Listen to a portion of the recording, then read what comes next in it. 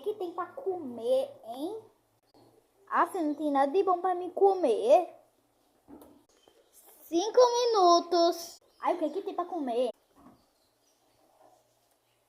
Ah, não tem nada.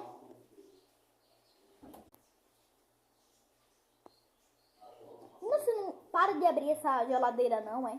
Não, tô esperando alguma coisa de bom aparecer aqui dentro dessa geladeira.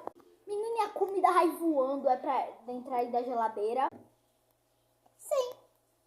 Você não estudou, não? Comida não tem vida, não. Eu sei que não tem vida, mas um dia eu tive sorte. Um dia você teve sorte.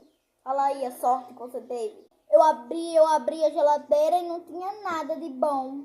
Aí, quando deu 2 horas, eu vi um chocolate. Isso foi a mamãe que comprou chocolate. Foi não, foi a comida que andou.